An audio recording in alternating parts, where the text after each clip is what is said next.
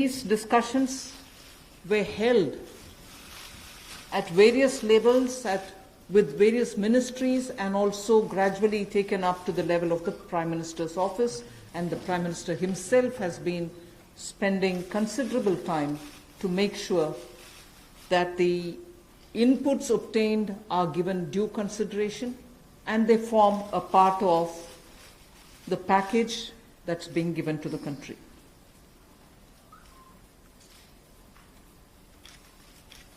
Essentially, this is to spur growth and to build a very self-reliant India. And that's where this whole initiative is called as Atmanirbhar Bharat Abhiyan. And the word Atmanirbhar India is the one which you will be hearing me say quite often. I know, coming from South India, a lot of people wondered what it actually meant. So for their benefit, I'll just say what it means in the 4 languages, subject of course to perfectionist corrections. Suya Sarbu Bharadam in Tamil, Suya Adharita in Telugu, Suyam Asarittan in Malayalam, and Swayam Avalambita in Kannada. Subject to correction, it may not be the perfect translation, but something to take it closer to what it means. So Atmanirbhar Bharat is what we are talking about.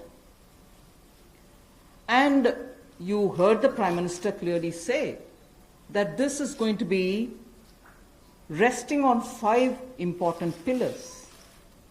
5 important pillars: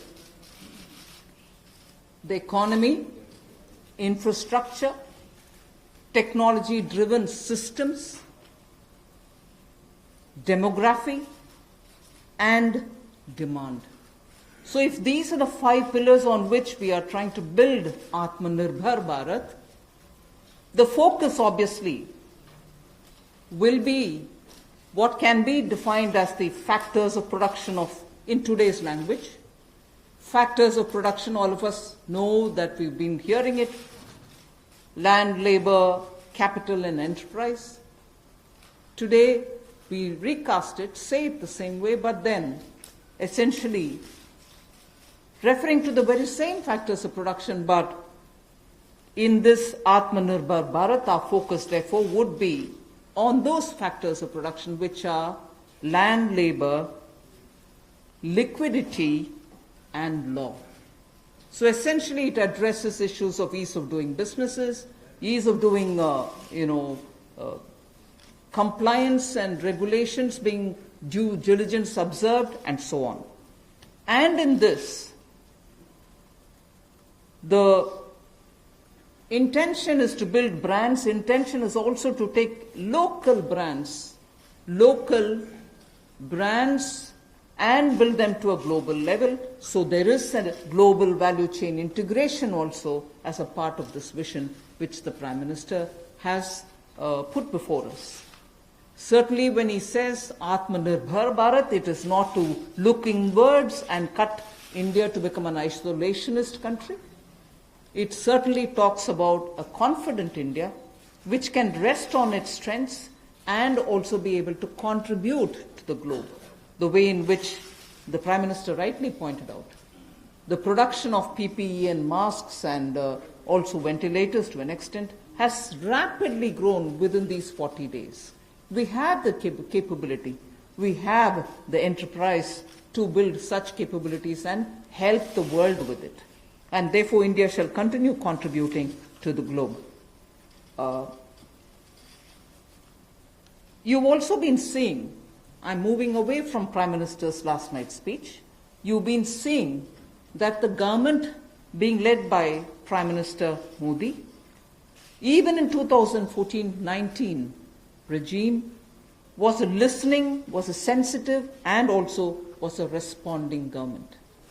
And that is why I list before you the various reform-driven steps which have been successfully taken. It's important for us to recall that now.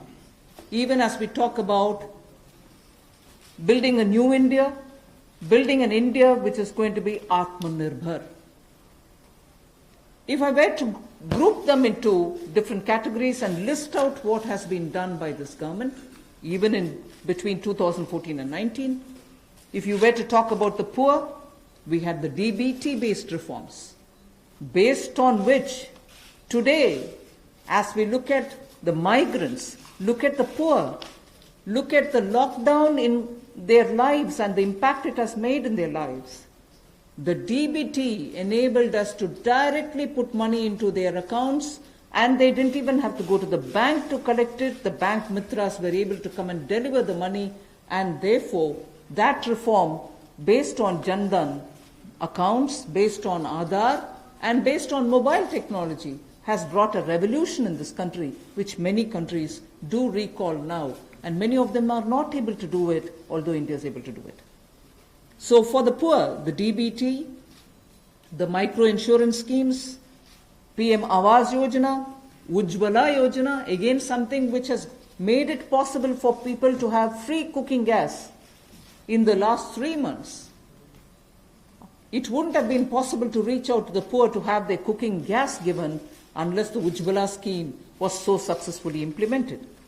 Swachh Bharat Abhiyan and Ayushman Bharat. And therefore for the poor, during the last tenure, the several schemes which benefited were all reform driven. If I were to talk about agriculture in the same spirit, PM Fasal Bima Yojana, PM Kisan Yojana, which again has come off handy, that we were able to front load the money to the Kisan during this lockdown. Otherwise it wouldn't have been possible. Creating new fisheries department, Krishi Sinchai Yojana, were all aimed at bringing reform in agriculture. Similarly, talking of business and also trying to bring in better business environment. PSB cleanups happened, public sector banks cleanup, after a heavy load of phone banking resulting in NPAs. Public sector banks recapitalization, FDI liberalization, ease of doing business reforms, which were taken down to the third level of administration governance, IBC reforms, GST reforms, and today because of the GST reforms, you're able to see what impact lockdown is having on small and medium businesses. And finally, reforms in other areas, very quickly to recall. National Highway Authority, the TOT plans, the airport privatizations, power sector reforms, which resulted in India becoming a power surplus country from shortages always. 175 gigawatts of solar targets out of 86 gigawatt has already been achieved out of that number. And cleaning up of the coal mine sector. These are all things which I would want to recall here before we talk about what we are offering in the Atmanirbhar Bharat. This is the foundation. This is the credential with which the Prime Minister has always been on the side of reform, reform for better living in this country, ease of living in this country.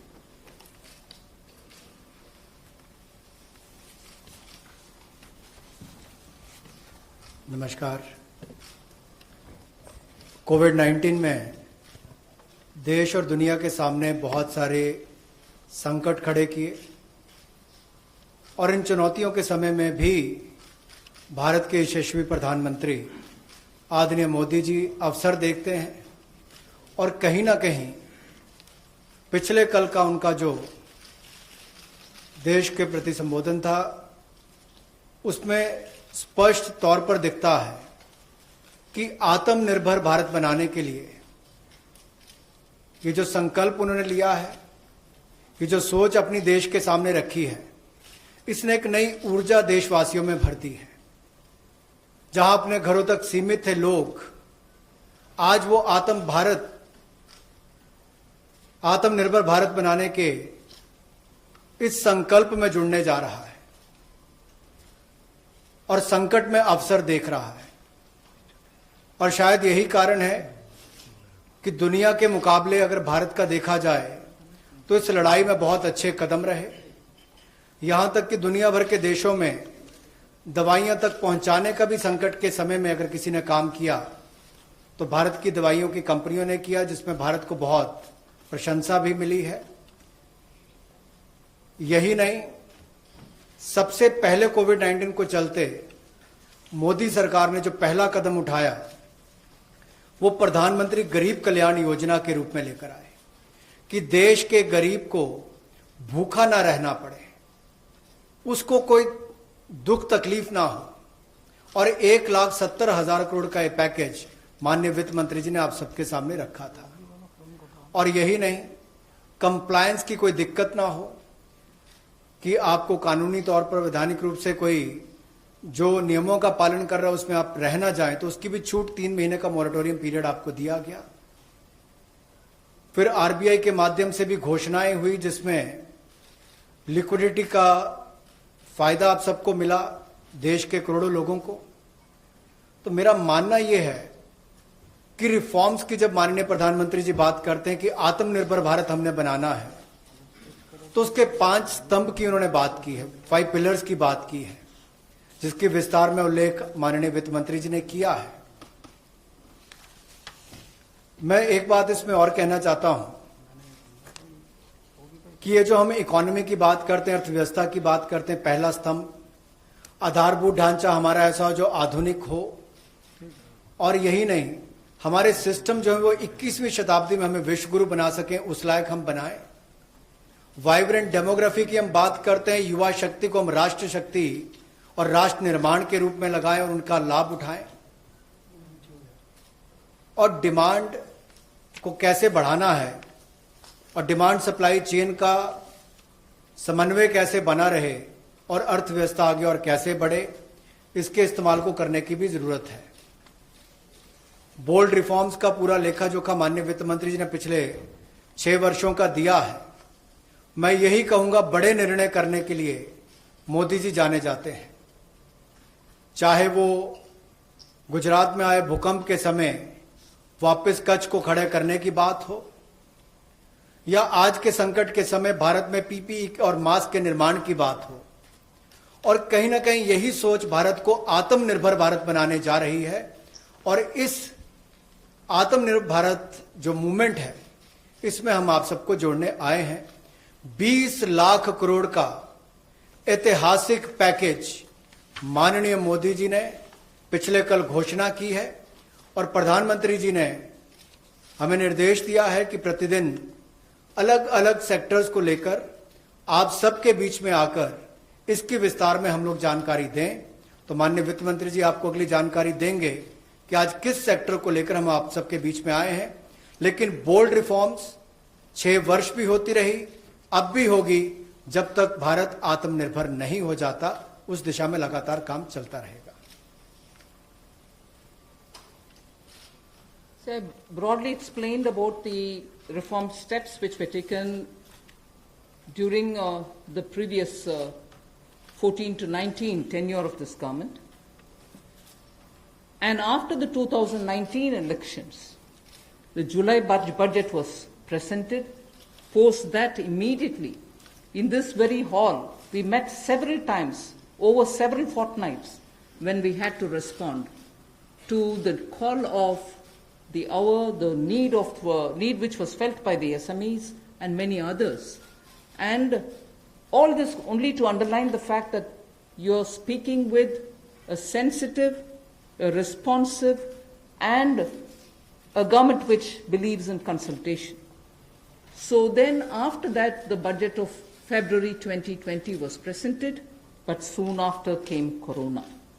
And after the parliament session was concluded, within hours of the announcement of the lockdown, the PM Garib Kalyan package was announced, about which Amos has briefly referred. The numbers are something which are worth recalling here because we are going to have to build on that. 52,606 crores into DBT account of 41 crore bank account holders, the Jan Dhan account holders. 18,000 crore worth grain and pulse transfers happened, in which 48 lakh metric tons of wheat and rice have been distributed, costing 69 crores, to 69 crore account ration card holders. 71,738 metric tons of pulses have been distributed to 6.25 crore card holders. Aside from this, non-card holders have also been distributed grains. And I mentioned a minute ago about the Ujjwala scheme, which helps distribution of free cylinders. Divyang and old age pensioners have all been also given assistance. So after the lockdown, within a couple of hours, meaning within a day or two, we came with that announcement of the Garib Kalyan package. With that, there was also a compliance and also due diligence related deadline dates which were postponed so that ease of compliance could come in. Beginning today, I come over to speaking about today. Beginning today, for the next few days, I shall be coming with this entire team before you to put out the details of the vision which PM has put forth yesterday. So PM's vision for a self-reliant India, we will come with the details in various tranches beginning today, and we shall not forget in each of the tranches that we are talking about that we do have a responsibility towards the poor of this country, towards the needy of the country, towards the migrant workers of this country, the Divyang and the aged. So the tranches will of course be for all our convenience, suitably bringing grouped items which have some correlation. Alongside, you also had the Reserve Bank of India coming up with a lot of liquidity infusion, about which the data which will be shared with you all will go into greater detail about the quantum that they came up with, the LTROs and the TLTROs. I'm not getting into it so that you'll get the data, but we are not going into it. We also ensured, the Revenue Secretary is here, we also ensured that 18,000 crores of refunds through a special drive were given for all the income taxpayers. Drawback were also given the payments. So the intention being liquidity should be in the hands of the people. For all those who have up to 5 lakhs of refund dues, we cleared it. 14 lakh taxpayers have benefited because of that. So with that said, today the tranche has about 15 different measures, 6 of which pertain to the micro, small and medium enterprises. कुटीर लघु उद्योग के लिए 6 ऐसे कदम हम उठाएंगे. 2 relate to the Employees Provident Fund. 2 relate to the NBFCs, Housing Finance Corporations, and the MFIs, microfinance institutions. 1 relates to DISCOMs, 1 relates to contractors, 1 relates to real estate, and 3 are tax measures that we've taken. So I'll get into the detail of today's tranche of announcements. I said there are 6 major steps for the MSMEs. The first one, there is a collateral-free automatic loan for MSMEs which is being provided. This will give facility up to 3 lakh crores. 25 crore outstanding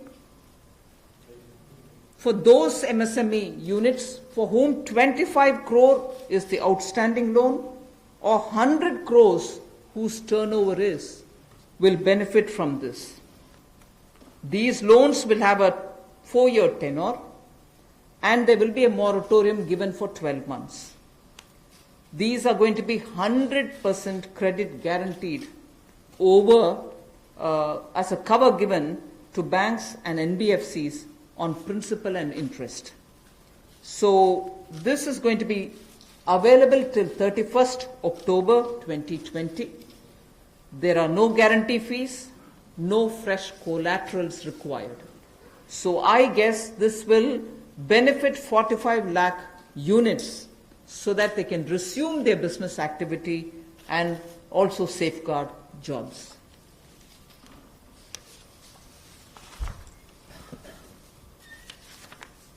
प्रधानमंत्री गरीब कल्याण योजना में जहां सबसे पहले Covid health workers के लिए 50 लाख रुपए की इंश्योरेंस पॉलिसी का प्रावधान किया गया था, वहीं पर 80 करोड़ गरीबों को 5-5 किलो गेहूं या चावल देने का प्रावधान किया गया और पूरे देश भर में पीडीएस के अलावा अतिरिक्त ये 5-5 किलो उनको दिया गया, पिछले महीने भी और इस महीने भी। इसके अलावा ये प्रति व्यक्ति 5-5 किलो था और प्रति परिवार दाल देने का भी काम किया गया 1 kilo.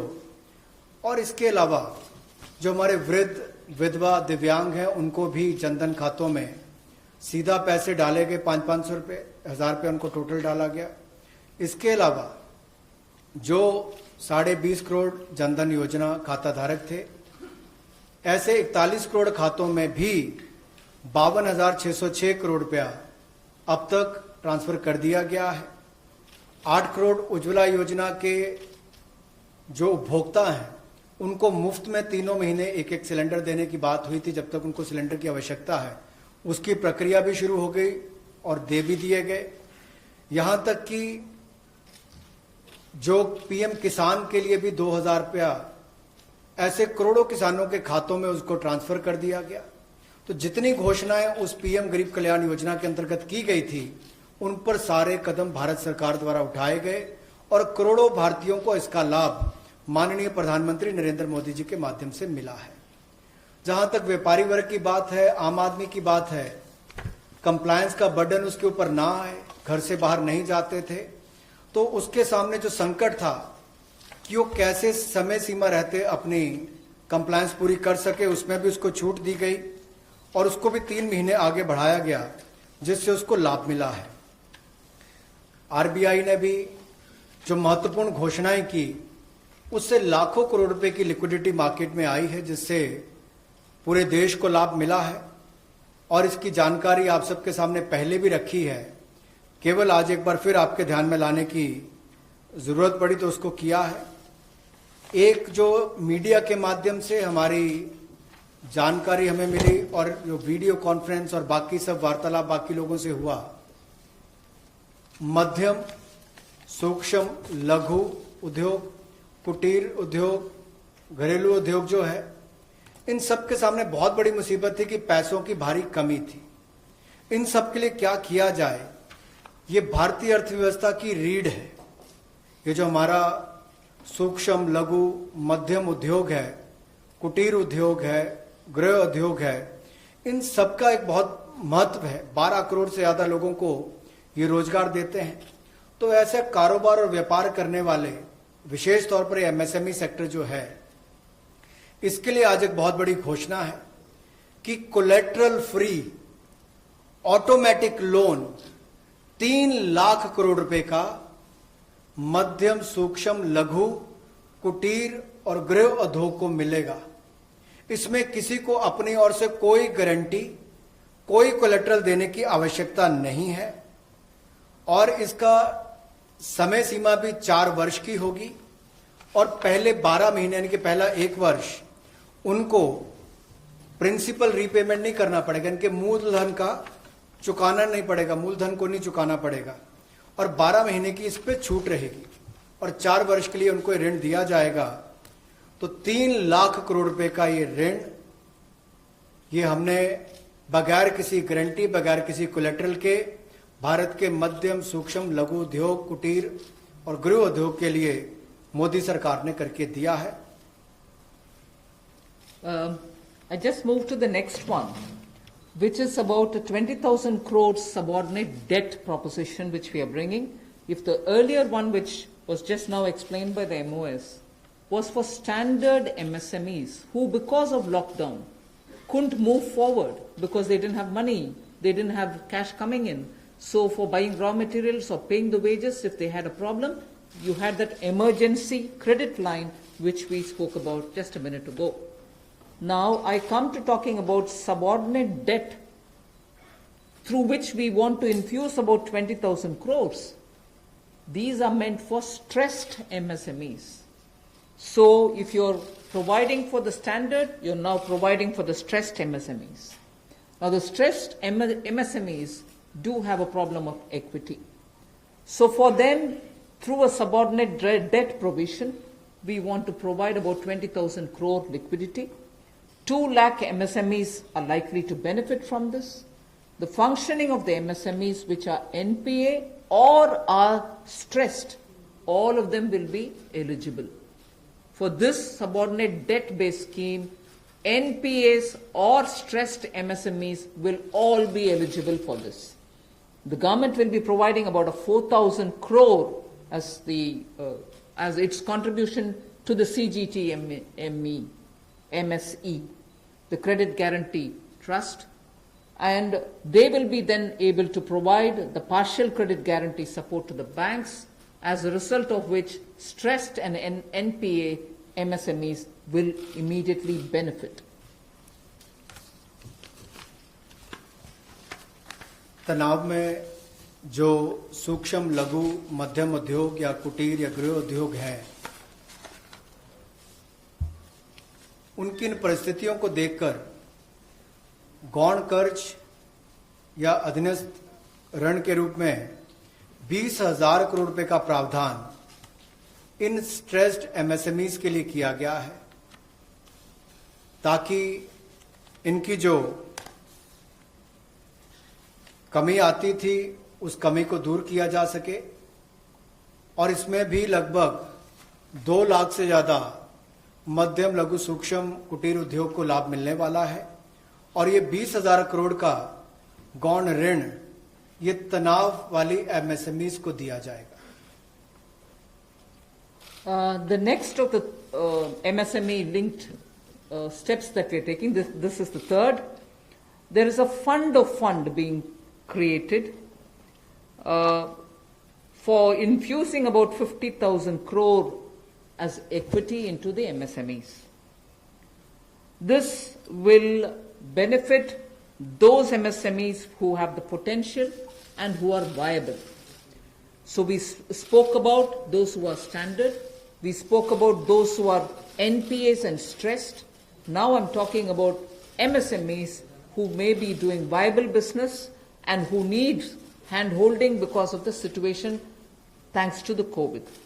So this fund of fund, with a corpus of 10,000 crores, through mother fund and daughter fund framework, will be able to provide the growth potential MSMEs greater support, and this, we think, will help MSMEs to expand their capacities, and this will also encourage them eventually to get listed in the markets which they can choose.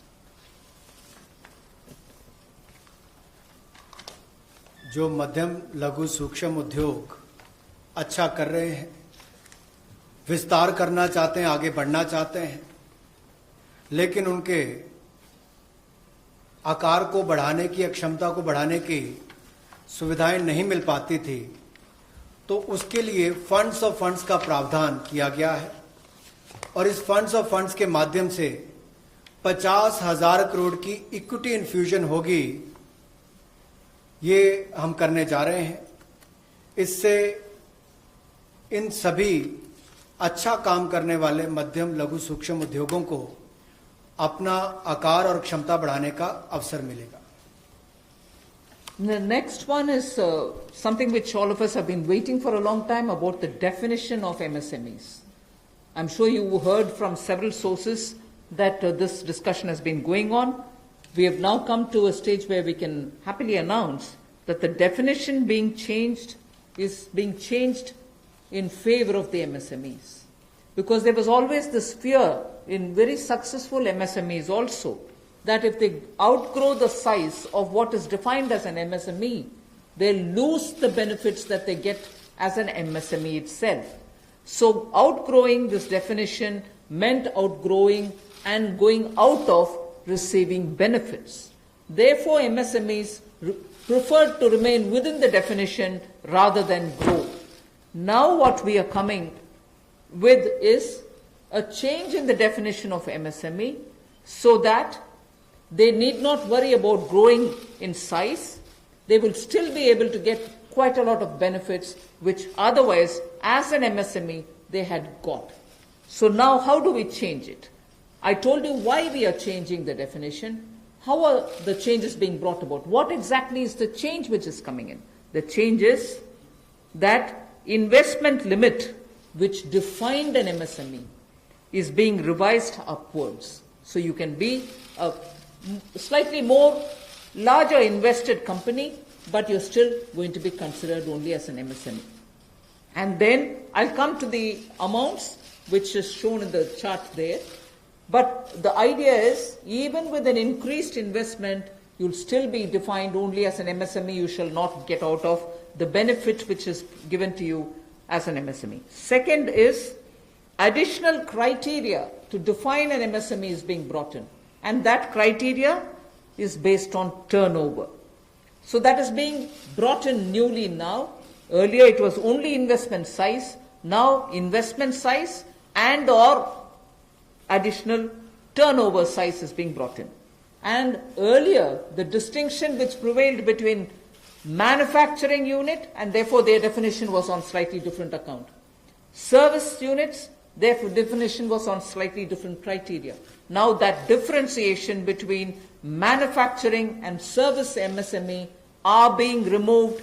Manufacturing MSME or service-based MSME shall all be defined similarly. And then, therefore, the chart that is there before you will tell you what was earlier and what is now.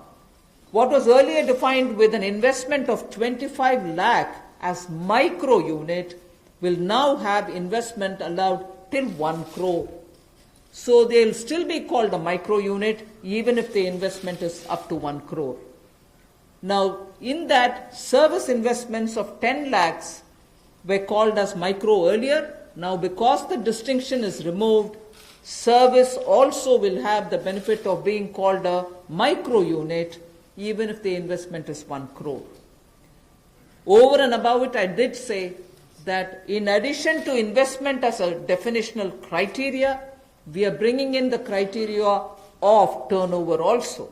So now your investment can be up to 1 crore and your turnover can be up to 5 crore. You shall be called as micro. This or that. Your investment can be 1 crore and your turnover can be 5 crore. Up to 5 crore, you will be micro enterprise. And so on. So small will be up to 5 crore, manufacturing enterprise. Services was up to 2 crore. Now the definition is changed to 10 crores and 50 crores. Investment and turnover, and so on. The table explains it.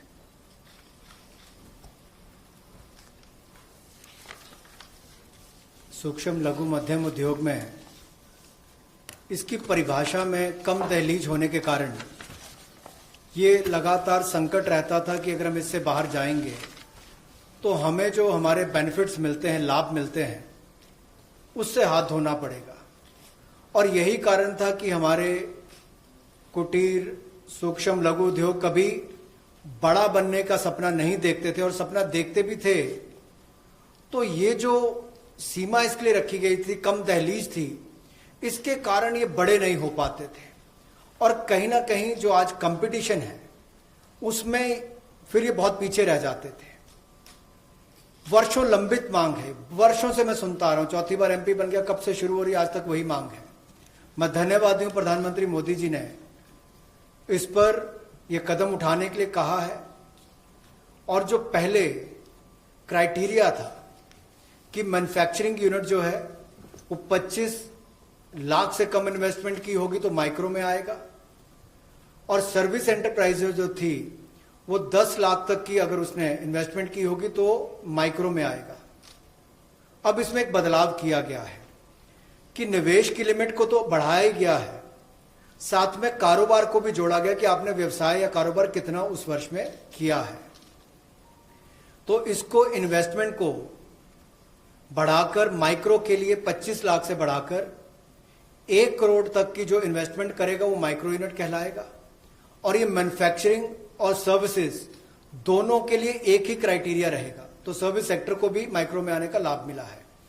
तो 1 करोड़ से कम निवेश करने वाले को micro industry में जो 5 करोड़ तक का व्यापार कारोबार करेगा उसको माइक्रो कहा जाएगा। स्मॉल वाले के लिए 10 करोड़ तक का निवेश और 50 करोड़ तक का कारोबार करने का प्रावधान, और मीडियम जो है उसमें 20 करोड़ तक का निवेश और 100 करोड़ तक की टर्नओवर। तो आप कल्पना कीजिए कि कल तक जो शायद मीडियम वाले के लिए आता था वो आज आपके स्मॉल वाले के लिए भी उससे बेहतर ऑप्शंस आकर खड़ी हो गई। तो इससे हमारे कुटीर, सूक्ष्म, लघु, मध्यम उद्योग को बहुत बल मिलने वाला है। एक और बैंकों का हाथ पकड़ना, पैसा देना, दूसरी तरफ से डेफिनेशन चेंज करके उनके आकार और क्षमता को बढ़ाने का अवसर देना, ये अपने आप में क्रांतिकारी कदम इस दिशा में लिया गया है। I move to the fifth step in the MSMEs. I said total 6 measures have been are getting announced today. Of the 6, the fifth one is that for government procurement, tenders up to 200 crores will no longer be on global tender route, meaning global tenders will be disallowed in government procurement for tenders up to 200 crores. Why is this being done? Majority of the MSMEs in India were unable to supply those big mother units, as you may call, big, large companies, who they were serving all the while. Suddenly the conditions became, based on the global tenders, unmatchable by our MSMEs. So they were disqualified from supplying to companies for whom they actually grew as ancillary units.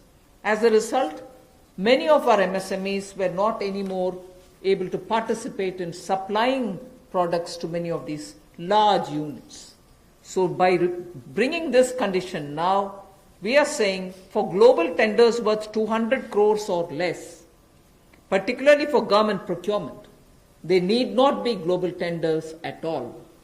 So this will make MSMEs do their business with a lot more confidence and carry on with it. Self-reliant India will also then be able to serve Make in India, because small units can now be participant in government purchases. पिछली 2 slides में भी आपने देखा होगा कि कुटीर, सूक्ष्म, लघु, मध्यम उद्योग के लिए जो बड़े कदम उठाए गए हैं, 3 लाख करोड़ के कोलेटरल फ्री और कोई नई गारंटी दिए बिना एक और से ऋण उपलब्ध करवाना, उसके अलावा जो बाकी कदम उठाए गए और उनकी परिभाषा बदलने का काम भी किया गया, तो ये कदम उससे एक और स्तर ऊपर है कि ये सब बदलने के बाद उनको कामकाज जब मिले तो कंपटीशन में कहीं ना कहीं अनफेयरनेस जो होती थी उसमें हमारे लोकल उद्योग वो पीछे रह जाते थे। तो लोकल को बल, लोकल से ग्लोबल तक जाने की बात जो कल तक प्रधानमंत्री जी ने कही, उसी दिशा में एक ये कदम है। लोकल के लिए वोकल भी, लोकल को बल भी, लोकल से ग्लोबल भी। तो ये इसीलिए ग्लोबल टेंडर्स जो हैं ये 200 करोड़ तक से कम वाले जो हैं, इसमें यानी कि 200 करोड़ से कम वाले में ग्लोबल टेंडर्स नहीं होंगे। इसमें हमारे सूक्ष्म, लघु, मध्यम उद्योग को लाभ मिलेगा और कहीं ना कहीं आत्मनिर्भर भारत की जो हम बात करते हैं उस दिशा में कदम ये भी उठाया गया है। The 6th step towards MSMEs is post-COVID, trade fairs, exhibitions are going to be very difficult. So we shall ensure that e-market linkage is provided across the board for all these MSMEs so that they're able to find their market easily in the absence of being able to participate in trade fairs which cannot be held in this environment. Also, very importantly, Government of India and also CPSEs, where there are receivables by MSMEs, we now announce that within the next 45 days, all their receivables will be cleared. The CPSEs and Government of India will honor every MSME receivable within the next 45 days.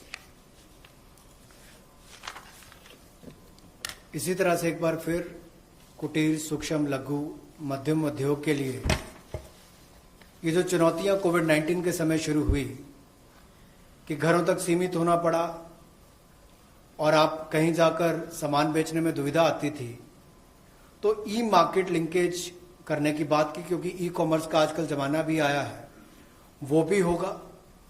और इसके अलावा व्यापार मेलों में कैसे वो involve हो सके, उनका शामिल होना हो, प्रदर्शनियों में उनकी पार्टिसिपेशन हो सके, इसके लिए कदम उठाए जाएंगे।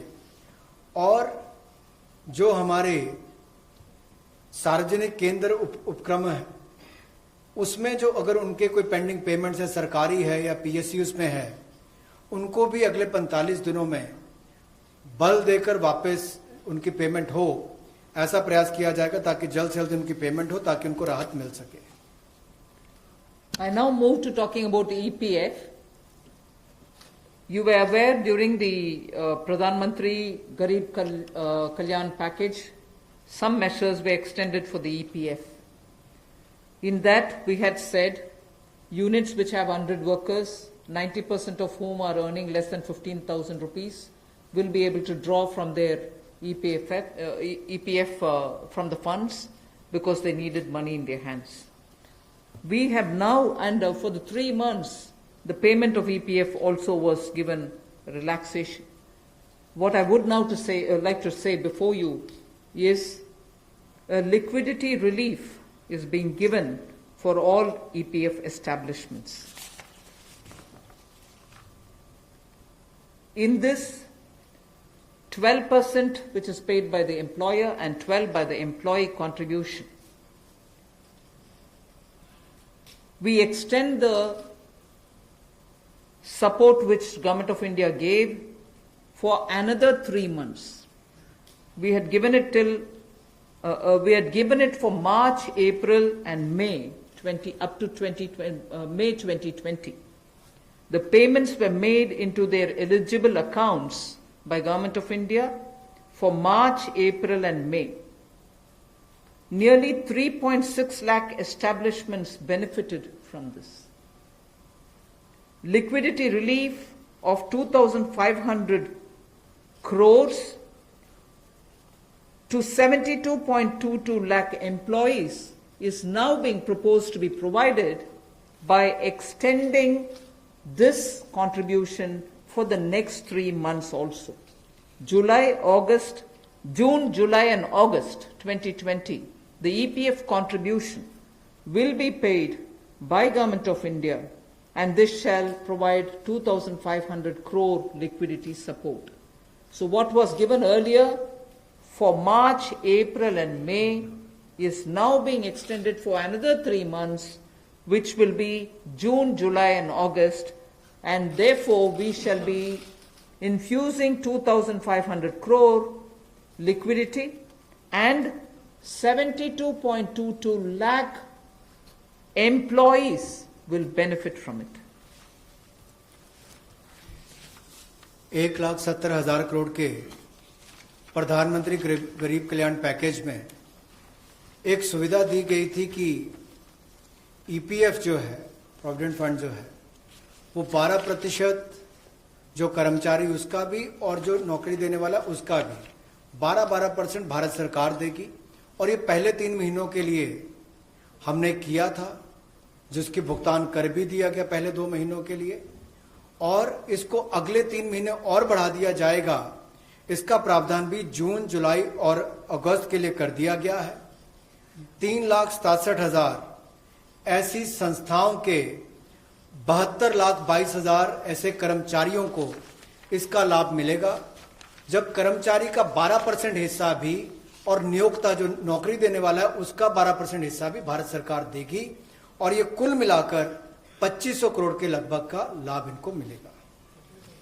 The next on EPF again, in order to provide more take-home salary for the employees and also to give relief to employers in the payment of PF for those which have not been covered under the earlier description, which is if you have 100 employees, 90% of whom are drawing less than 15,000, we announced a scheme earlier, which I'm extending for another 3 months. That's what was announced a minute ago.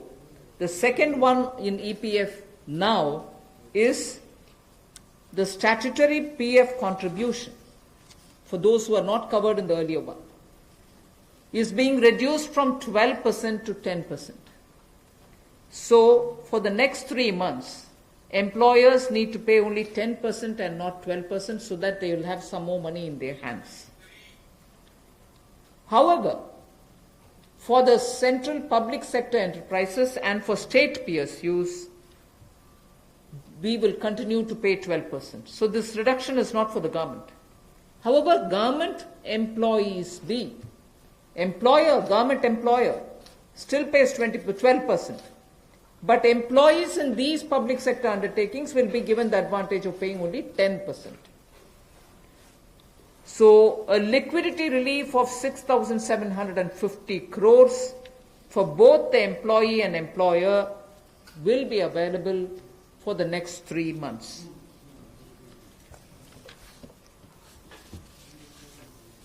एक और प्रावधान, क्योंकि आज के समय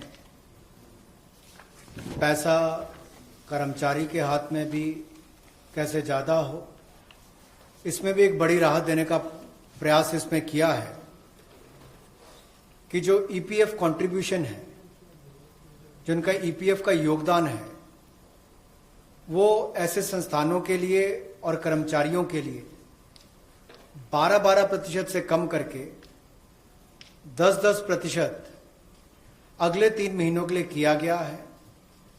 इससे कर्मचारी भी और संस्थान दोनों को लाभ मिलेगा, लेकिन जो सरकारी हमारी संस्थान है, सेंट्रल पीएससीज हैं, इनके लिए 12% ही रहेगा, उसमें कोई बदलाव नहीं किया गया है।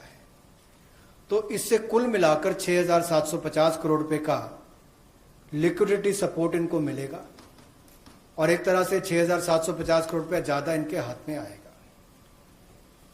The next one is about non-banking financial companies, housing finance corporations, and microfinance institutions. We have been hearing, in spite of a lot of steps which the RBI took, in spite of all the provisions that we made between the July budget and the February budget, it was felt that the NBFCs were not able to get enough resources. And particularly, some NBFCs which were not very highly rated had particular difficulties in comparison to the others. So, Government of India now launches a 30,000 crore special liquidity scheme. Under the scheme, investment will be made in both primary and secondary market transactions where investment grade debt papers, this is not infusing equity, this is taking and buying debt papers of NBFCs, housing finance corporations and microfinance institutions. And not high quality debt papers, they can be investment quality also.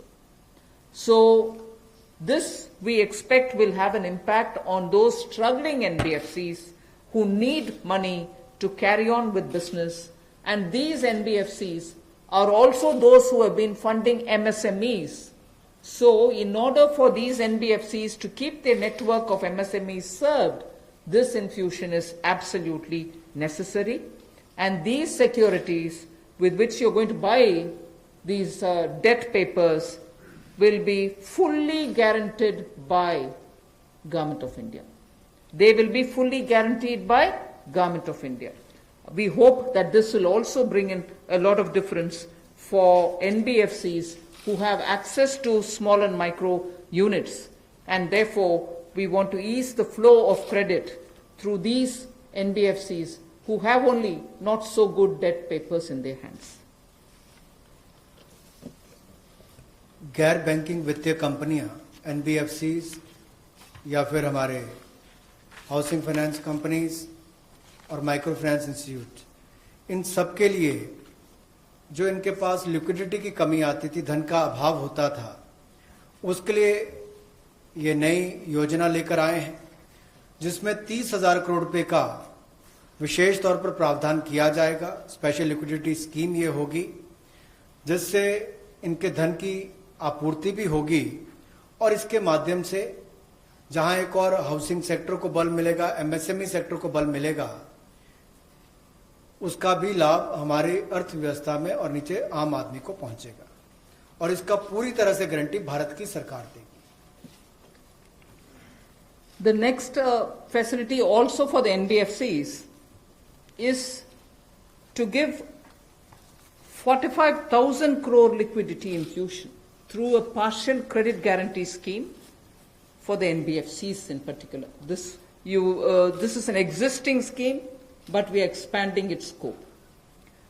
Expanding its scope only because it will now cover borrowings such as primary bond issued, the commercial papers. So all these will constitute the liability side of the balance sheet, but we are getting into that area also. But in this case, as different from the previous one, 20%, the first 20% loss alone will be borne by the guarantor, which is Government of India. The first 20% loss. So in this again, AA rated papers below and also below that will all be included. Even unrated papers will be eligible for investment. This we think will help many of the microfinance institutions, and with this, if money goes into their hands, even based on unrated papers, we guess they will have liquidity to reach out to the MSMEs who may be in the far-flung areas. जहां पहली 30,000 करोड़ की liquidity guarantee scheme लेकर आए थे NBFCs के लिए, एचएफसीज और MFIs के लिए, वहीं पर अब आंशिक ऋण गारंटी योजना ये लगभग 45,000 करोड़ रुपए की एनबीएफसीज का इसमें प्रावधान किया गया है। इसमें भारत सरकार गारंटर होगी, जो 20% का नुकसान इसके द्वारा वहन किया जाएगा। और यही नहीं, इसमें AA पेपर और इससे भी नीचे वाले जो हैं उसको भी इसमें पैसा मिल पाएगा, ऋण मिल पाएगा। और इसके अलावा जो अनरेटेड पेपर एलिजिबिलिटी है इन्वेस्टमेंट के लिए, वो भी इसमें प्रावधान किए गए हैं ताकि ज्यादा इसका स्कोप बढ़ सके, ज्यादा लोगों को इसका लाभ मिल सके और कुल मिलाकर इससे भी नई लैंडिंग जो है, यानी कि कर्जा दिया जा सके सूक्ष्म लघु मध्यम उद्योग को और आम नागरिकों को भी मिल सके, उसके लिए इसका प्रावधान किया गया है। I move over to talking about the DISCOMs. DISCOMs today are facing unprecedented cash flow problems. They desperately need help. Otherwise, they are unable to pay the power generating companies. You know, all the states, DISCOMs are in serious crisis. So in order to help them, there is a emergency liquidity injection, which is happening to the extent of 90,000 crores. Now the Power Finance Corporation, REC, the Rural Electrification Corporations, both of them put together will infuse liquidity of 90,000 crores to all the DISCOMs against all the receivables that they have. They're sitting there without getting paid. In turn, they are not able to pay the GENCOs. In turn, the GENCOs are wondering where they will have more money to pay for producing electricity. And at a time when we are talking about Atmanirbhar Bharat, at a time when we are also rightly claiming the credit for having made India a surplus power generating country, we've reached a stage where DISCOMs don't have money because they're sitting with receivables. So we are now making a provision, a one-time provision for PFCs and RECs to infuse that money into the DISCOMs against their receivables, and who in turn, this will be done with the state issuing guarantees. The guarantee, the amount which is being infused on guarantees being given by states. Now, obviously, having received that infusion of money, the DISCOMs will pay the GENCOs. GENCOs in turn will clear their dues and keep the cycle moving. Now, what does this do to the customer? The customer, we want the benefit to be passed on to the customer. We are in fact telling the central public sector generation companies that they shall give rebate to those DISCOMs which shall pass these benefits to the final customer. So we are making it clear to the central public sector generation companies that on receiving the money from the DISCOMs, they should be able to pass it on again back to the consumers. So this is a one-time infusion of liquidity for cash desperate DISCOMs.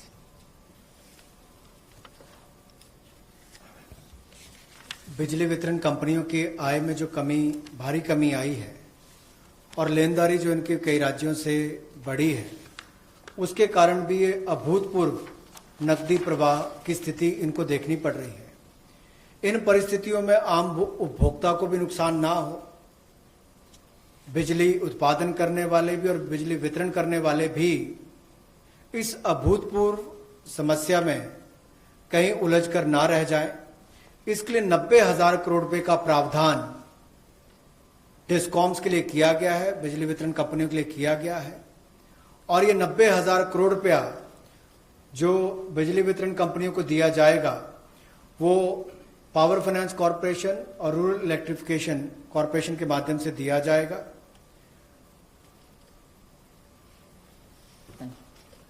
I move to the next, which deals with contractors.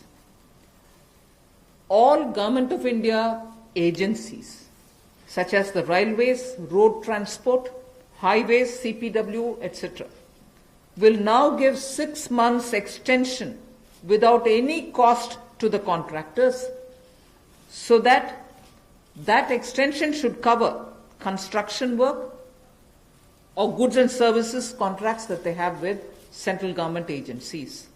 They can take additional 6 months to comply with the contract conditions.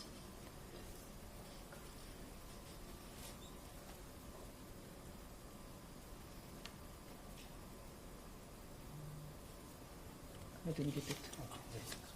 Up to 6 months. So the extension is up to 6 months, is what I'm being told. Okay. Covers construction. This shall cover construction work or cover even goods and services contracts. It will also cover completion of works and intermediate milestones that they may have. This will also cover and extend concessional period which is given in PPP contracts. So even the concessional periods will get extended up to 6 months. And in order to facilitate greater liquidity which they can obtain, government agencies will partially release bank guarantees to the extent of the partially completed contracts. So if a particular contract is completed to some extent and not fully, to that some extent, the partial bank guarantee will also be released so that their cash flow will improve. जहां एक और पहले 200 करोड़ तक के tenders global नहीं होंगे, एक वो राहत दी गई। अब उसके बाद जो अभी काम हमारे कॉन्ट्रैक्टर्स कर रहे हैं देश भर में, चाहे वो रेलवेज का हो, सड़कों का हो, हाईवेज का हो, सेंट्रल पब्लिक वर्क्स का हो, अलग अलग डिपार्टमेंट्स के हों, क्योंकि कोविड के कारण ये समस्या खड़ी हुई, तब उनको 3 महीने से ज्यादा 6 महीने तक की राहत इसमें दी जा सकती है एक्सटेंशन के रूप में, ताकि उनको कोई खामियाजा ना भुगतना पड़े। और जो ऑब्लिगेशंस थी उनकी, उसके कारण दिक्कत आ सकती थी, इसलिए प्रावधान किया गया है ताकि मुकदमेबाजी या बाकी सब ना हो और मानसिक रूप से भी ठीक रहे और अच्छा काम करके समय पर पूरा कर सकें। तो 6 महीने तक की इनको राहत दी गई। और यही नहीं, जो पीपीपी कॉन्ट्रैक्ट है उसमें भी जो कंसेशन पीरियड है उसमें भी ये राहत 6 महीने तक की दी जा सकती है, पर मैक्सिमम जो है 6 महीने तक हो सकता है। केस टू केस मैटर करेगा। और जो सिक्योरिटी दी जाती थी पार्शियल, उसको रिलीज किया जा सकता है आंशिक रूप से।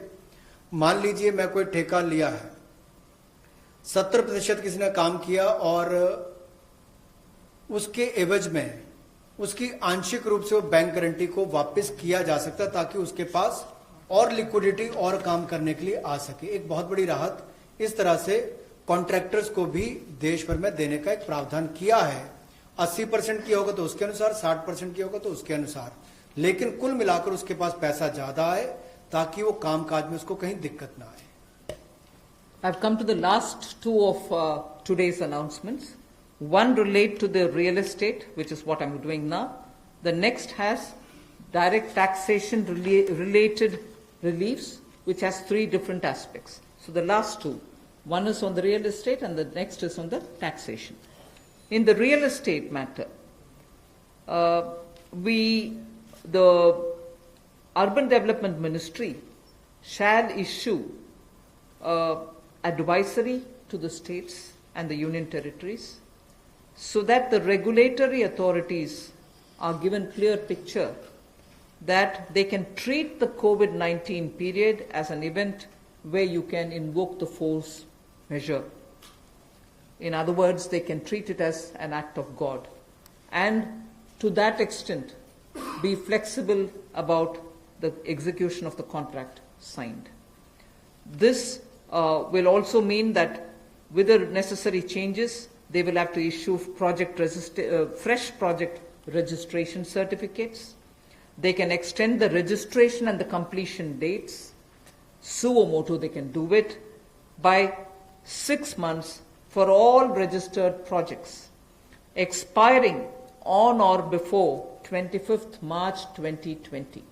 So using the force measure clause, they can suo motu extend the registration and completion date by 6 months if the project was registered on or after 25th March 2020. So there need not be individual applications separately for it. They can suo motu do it. They can also issue fresh project registration certificate automatically with revised timelines. So this way, people who had entered into a contract and got fixed because of the coronavirus will not suffer. These measures, we think, will de-stress developers, and real estate industry, which is already in difficulty, will benefit with the new timelines.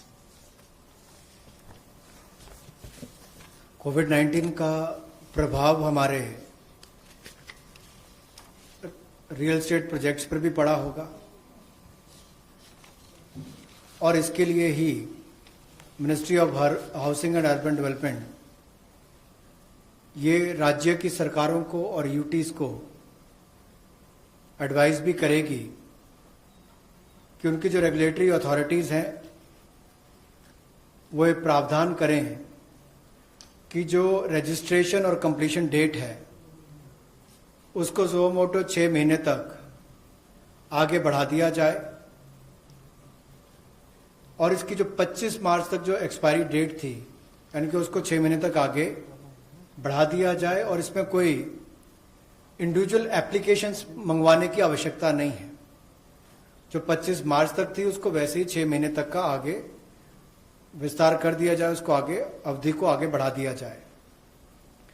Regulatory authorities को भी यही अनुरोध किया गया है, और इसमें ministry of housing and urban affairs के माध्यम से जाएगा कि 3 महीने तक पीरियड उसको भी आगे बढ़ा दिया जाए, और जो फ्रेश प्रोजेक्ट रजिस्ट्रेशन सर्टिफिकेट्स हैं वो भी रिवाइज टाइमलाइंस के साथ दे दिए जाए। तो इसी तरह से रेरा के अंतर्गत जो टाइमलाइंस है उसको आगे बढ़ाने की जो बात कही गई है इसमें विस्तार में कही गई।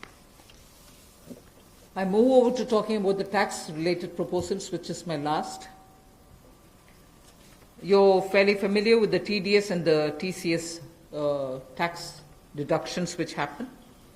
We have now, from, let us say, tomorrow till 31st March 2021, reduced the TDS rates and the TCS rates by 25% of the existing rate. So if the existing rate is 100, it will be reduced by 25%. This shall apply to all payments, if they are payment for contracts or professional fees or interest or rent or dividend or commission or brokerage. All of these will be eligible for this 25% rate reduction.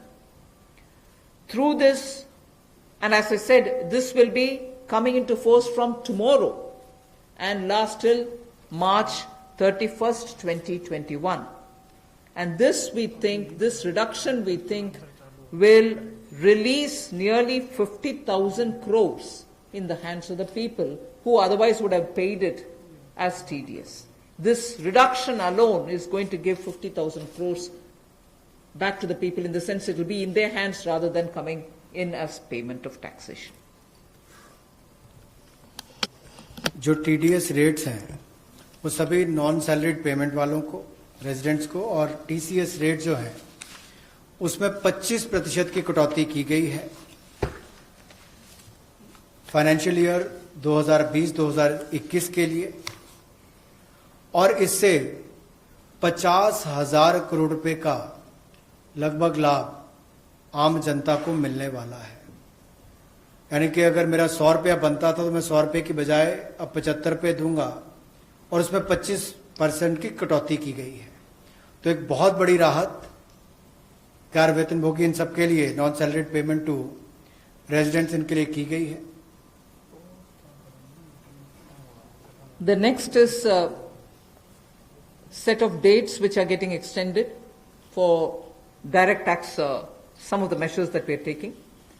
All pending refunds to charitable trusts and non-corporate businesses and professions, including that of proprietorship, partnership, LLP and cooperatives, shall be issued immediately. I did mention at the beginning that we have already refunded quite a lot of refunds which were either 5 lakhs or lesser to individuals who waited for their refund for a long time, and through that nearly 14 lakh people had benefited. Now we are saying that the pending refunds of all charitable trusts, non-corporate businesses, professions, proprietorships, partnerships, LLPs and cooperatives, many of whom can be very small. Many of these are in cooperative sectors, many are MSMEs, many are small partnerships. All their refunds will be given immediately, which will mean that they will get their due money, that's their money, they will get it back in their hands without any delay. Then the due date of all income tax returns for the year 2019-2020 are now being extended from 31st July 2020 and 31st October 2020 to 30th November 2020, and tax audits from 30 September 2020 is being changed to 31st October 2020. So that is a measure which will help people not to worry about how they are going to do their compliance, will they be able to file their returns or not. So that is a step which we take. And the last one, which also is a taxation related measure, is the date of assessments getting barred, because assessment time gets barred with a certain date. We are conscious of it, we have taken cognizance of it, so we are saying date of assessments getting barred as on 30th September 2020 is now being extended to 31st December 2020. So 3 months extension is being given so that date of assessment doesn't get barred as of September 2020, it can wait till December 2020. And also, those getting barred on 31st March 2021, we are saying this in advance, those getting barred as of 31st March 2021 are being extended to 30